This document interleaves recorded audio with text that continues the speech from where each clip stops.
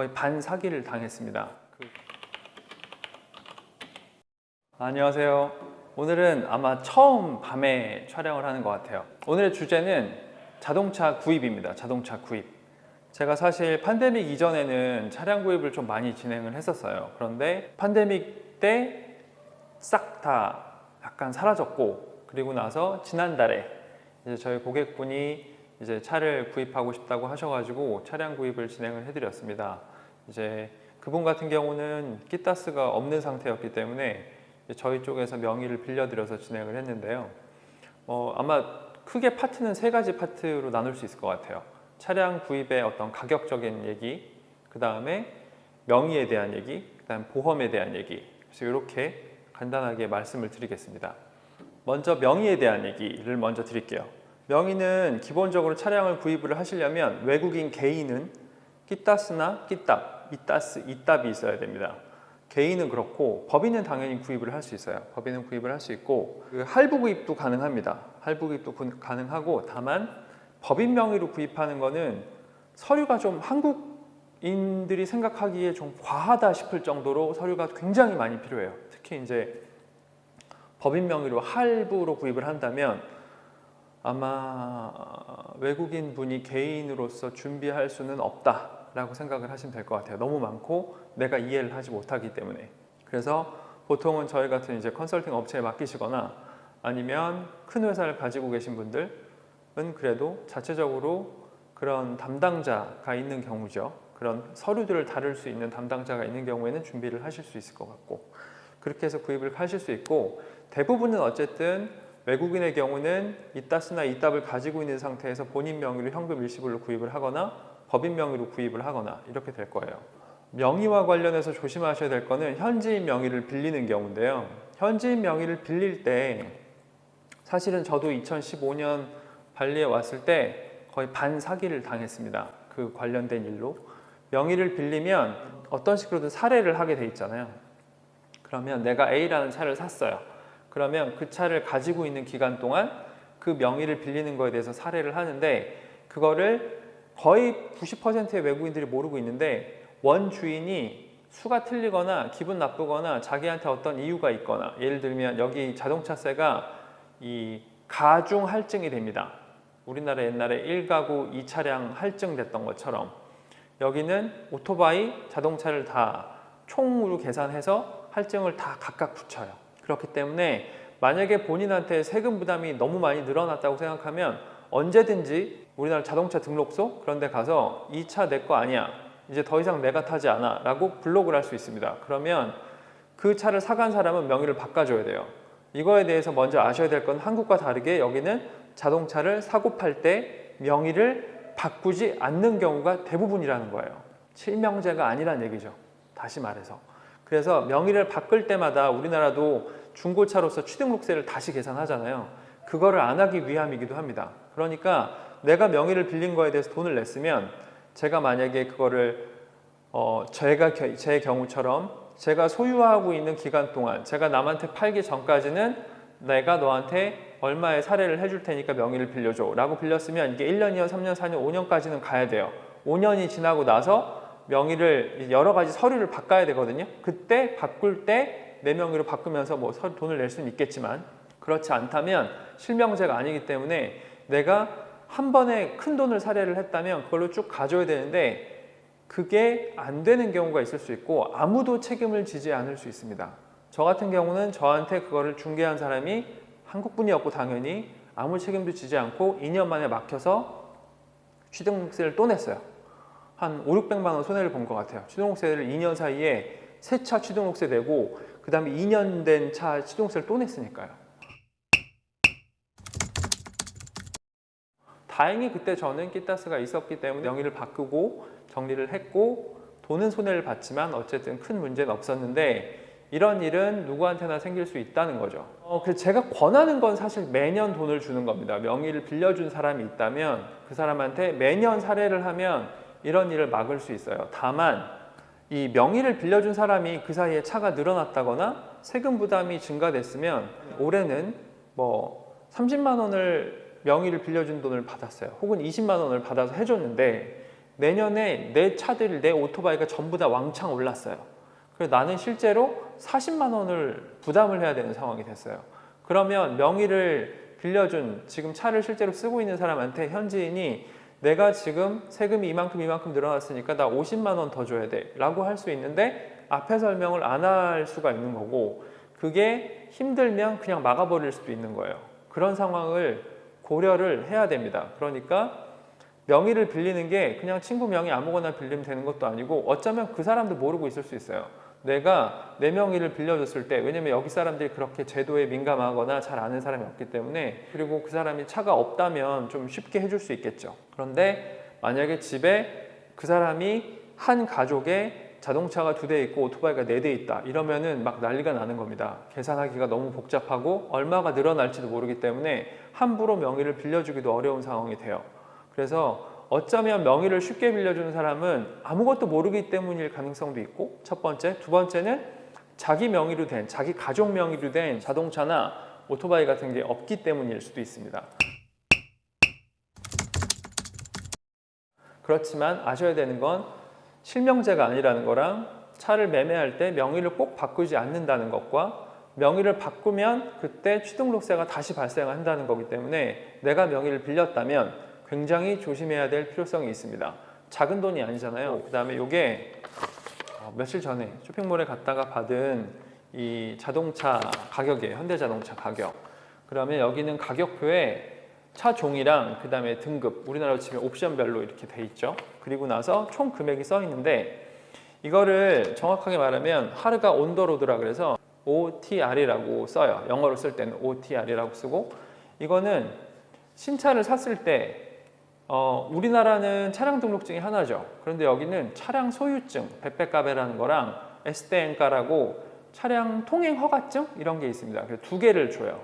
그런데 이 첫 번째 거 베페카베라는 거는 소유에 관한 증명이에요. 여기는 실명제가 아니니까 그 서류를 가지고 있는 사람이 주인인 겁니다. 네, 그게 중요해요.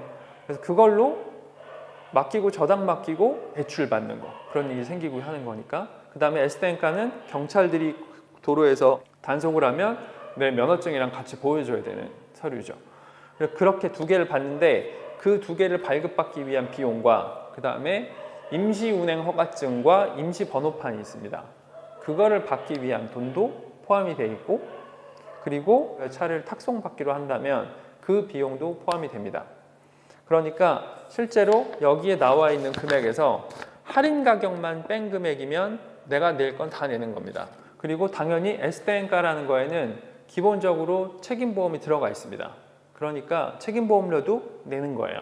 그리고 세금 다 내는 거고요. 취등록세 다 내는 거고. 이게 만약에 온더로드라는 가격이라면 오프더로드 가격이 또 있겠죠. 그거는 주로 일반적인 전시장에서 자동차나 오토바이를 팔 때는 그 가격은 잘 알려주지는 않아요. 굳이 알 필요도 없는 거죠. 등록을 해야 되니까. 그런데 오프더로드 가격으로 안내해주는 전시장이나 쇼룸들이 있기는 합니다. 어디냐? 좀 비싼 고가의 것들, 할리데이비슨, BMW 모터사이클이라든지, 그 다음에 벤츠 BMW 혹은 그 이상의 차들에 대해서는 오프더로드 가격이 따로 있어요. 그건 무슨 뜻이냐면 방송에서 얘기하기는 적절치 않은데 불법으로 소유하는 걸 얘기하는 거죠. 예를 들면 할리데이비슨을 무등록을 가짜 번호판을 달고 이렇게 다니는 사람들, 그 다음에 클래식 바이크들, 예를 들면 병행 수입했는데 정상적인 루트를 거치지 않은 것들. 저 같은 경우는 아무것도 모르고 그걸 산 적이 있어요.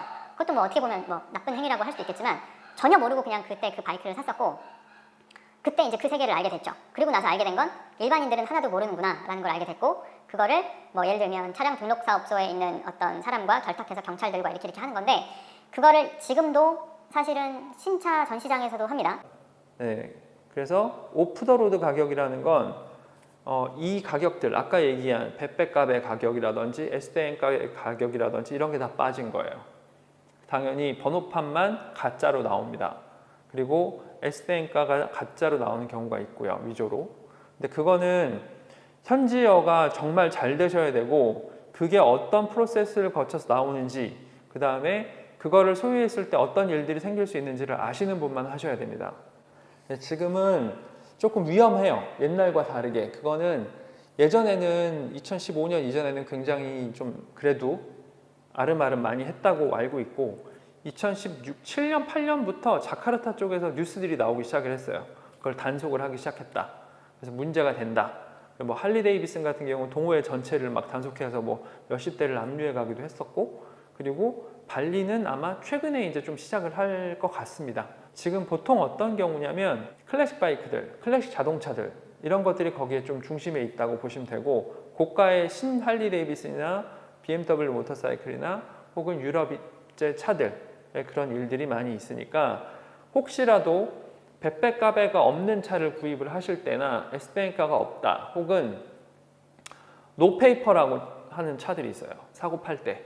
그 노페이퍼 차들이라는 건 그런 차들이에요. 그러니까 그 세계를 모르시는 분들은 안 사셔야 된다라는 걸 말씀을 드립니다. 그래서 이 가격에는 모든 게 포함이 돼 있다라는 거고 차를 살 때 우리나라처럼 이 세일즈 하는 애들이 다 이제 그런 어떤 프로모션을 해줍니다. 뭐 썬팅 앞뒤 해주고 그 다음에 후방 카메라 해주고 후방 센서 같은 거 해주고 뭐 기타 등등 번호판 가드라든지 이런 것들을 해주니까 차량을 구입하실 때는 세일즈에다가 물어보셔야 돼요. 나한테 서비스로 뭐뭐뭐를 해주느냐 물어보셔서 받으시면 되고 명의를 빌리시는 경우에는 굉장히 조금 더 복잡합니다. 명의자와 돈 내는 사람과 누가 가서 사인하고 누가 가서 받고 이런 서류 문제들이나 돈 내는 문제들이 좀 복잡하기 때문에 영상으로 설명드리긴 조금 힘들고 다만 돈을 이체하는 게 이 수백 주따, 수천만 원을 이체하는 게 약간 힘듭니다. 내가 인도네시아어가 안 돼서 이 세일즈하고 커뮤니케이션이 잘 안 된다거나 세일즈가 이상하게 설명을 하는 경우가 많아서 결제할 때 뭐 송금이 안 된다든지 이체할 때 문제가 돼서 이제 다시 돈이 돌아온다든지 그다음에 뭐 여러 가지 다양한 케이스가 있기 때문에 단순하진 않다. 차값은 예전에 말씀드렸지만 한국보다 훨씬 비쌉니다. 어느 차든 간에. 그 다음에 이제 보험이에요. 보험. 요거 이제 비교 견적 받은 보험인데 발리에서 인도네시아에서 안 들으시는 분들도 되게 많습니다. 보험이 한국과 다르게 뭐 대물이라든지 대인이라든지 이런 개념들이 한국이랑 좀 달라요. 그냥 남이 뭐 한국처럼 사고 나면 몇 대 몇으로 뭐 보험사끼리 막 이렇게 해가지고 5대 5다, 6대 4다 뭐 이렇게 해주는 게 아닙니다.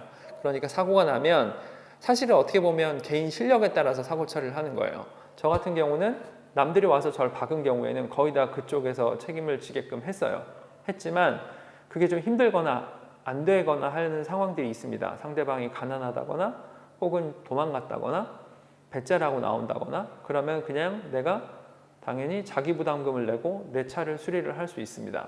오늘 보험을 아주 깊게 얘기할 건 아니고 여기도 똑같아요. 영업사원이 차를 팔면 자기가 보험을 해줍니다. 그런데 저는 고객분한테 보험까지 해드리는 걸로 했어요. 당연히 저희도 수수료를 받았지만 이 보험을 해드리면 저희는 비교 견적을 다 받습니다. 그러면 풀 커버리지 개념으로 봤을 때 뭐 포함할 수 있는 인도네시아에서 보험에서 포함할 수 있는 모든 내용을 다 포함해서 저희가 고객분 차로 낸 금액이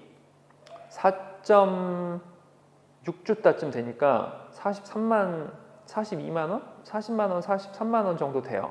그런데 이거보다 커버가 좀 더 안 되는 몇 가지가 포함이 안 되는 그런 견적을 영업사원이 저희한테 제안을 했고 그 금액은 65만 원, 70만 원 정도였어요. 그러니까 보장 내역은 더 적은 거를 저희한테 팔고 당연히 그분도 수수료를 받는 개념이니까 자기 수수료가 포함된 보험을 저희한테 제안을 하는 거죠. 그래서 똑같은 차종인데 저희가 진행한 거는 42, 3만 원 선이고 영업사원이 얘기한 거는 65만 원 선인 거예요. 저한테 하시라는 건 아닙니다. 저는 뭐 그런 거 해드리려고 이 영상을 찍는 건 아니니까요. 그렇지만 아셔야 되는 건 뭐다? 한국처럼 여기도 비교 견적이 다 가능하고 온라인으로 떼면 다 떼집니다. 그런데 이걸 하려면 당연히 그냥 인도네시아어가 돼야 되고 여기 시스템을 알아야 되는 것 뿐이에요. 그러면 비교 견적 다 뗄 수 있고 온라인으로 다 뗄 수 있고요. 뭐 갈 필요도 없고 올 필요도 없고 온라인으로 다 진행하고 돈 내고 다 끝납니다. 이거를 굳이 오프라인으로 차량 판매하는 영업사원한테 해가지고 뭐 몇십만 원을 더 내가면서 할 필요는 없어요. 이게 핵심이고 그 다음 두 번째 보험에서의 중요한 거는 한국처럼 보험으로 수리를 하면 그 히스토리가 쌓여가지고 손해보험협회에서 그걸 다 공유한 다음에 요율을 때려가지고 할증이 붙고 이런 개념이 없습니다. 여기는. 그러니까 내가 A라는 보험사에서 사고 처리를 했다. 그 다음 해가 되면 또 비교견적 내는 거고요. 거기서 또 제일 싼 데 가는 겁니다. 요율이 올라가지 않습니다. 공유되지 않습니다. 데이터가 이렇게 정보 공유가 잘 안 되는 거예요. 그러니까 이게 꼭 나쁘다라고 할 수 없죠. 사실 좋은 거일 수도 있어요. 여기는 사고가 났을 때 이 합리적인 방향으로 처리가 되지 않고 내가 피해자여도 내 보험으로 처리를 해야 되는 경우가 있고, 그리고 실제로 저는 보험 처리를 여러 번 해봤거든요. 남이 맞고 도망가고 뭐 처리하고 돈을 받았지만 현금을 받고 보험으로 처리한 적도 있고, 근데 어쨌든 하다 보면 어떤 일이 생기냐, 결국에는 제가 내는 보험료만큼의 수리를 하는 경우는 저는 아직 없었어요. 그런 경우도 있겠죠. 근데 여기가 차값은 비싼데 뭐 여기가 발리 같은 경우는 특히나 시속 한 30-40km를 제일 많이 다닌단 말이에요. 40km, 50km. 거기서 그 브레이크 밟으면서 사고가 나봤자 차가 손상되는 건 범퍼랑 뭐 팬더 정도 이렇게 나와요. 그러면 기껏해야 수리비 한 3-4주 따 나옵니다. 30만 원, 40만 원. 보험료는 다 신차인 경우에 40-50만 원, 60-70만 원, 뭐 80만 원 이렇게 나오기 때문에 보험료만큼의 수리를 하기도 쉽지 않아요. 그러니까 그냥 보험료 냈으면 편안하게 자기 부담금 내고 수리해버리는 것도 괜찮습니다. 근데 전 그것도 잘 안 해요, 요즘에는. 왜냐하면 차를 또 입고시키면 며칠 동안 차를 못 쓰니까. 그렇지만 이제 오토바이 운전자들을 쳐서 혹시라도 잘못되는 경우가 있을 수 있고, 그런 경우는 보상이 되긴 하기 때문에, 대인 같은 경우에. 그래서 저희 가족들이 다칠 수도 있고, 그래서 저 같은 경우는 항상 보험을 다 드는 편인데, 내가 아무것도 모른다는 건 사실은 그냥 내 손해인 거예요. 가능하면 인도네시아어를 배우시고 현지에서 구글로 많은 걸 서치를 현지어로, 인도네시아어로 많이 해보셔서 정보를 얻고 실제로 보험사랑 통화도 해보면서 할 수 있는 정도가 돼야지 이런 거를 직접 할 수 있는 겁니다. 그렇다고 저라고 무슨 인도네시아어를 통번역 할 만큼 잘하냐, 공식 통번역, 그렇지 않기 때문에 인도네시아어를 뭐 대학교 논문 같은 걸 읽을 수 있는 수준이 돼야 된다, 이런 건 아닙니다. 다만 충분히 보면 읽고 이해하고 보험에 대한 내용도 한국에서 대인 대물, 자기부담금, 그 다음에 이 면책사항 이런 것들을 읽고 이해를 할 수 있어야 인도네시아어로 된 것도 읽고 이해를 할 수 있겠죠. 그래서 오늘은 제가 짧게 자동차를 살 때 명의 문제와 가격에 대한 거랑 보험에 대한 얘기를 한꺼번에 해드렸습니다. 참고가 되셨으면 좋겠습니다. 감사합니다.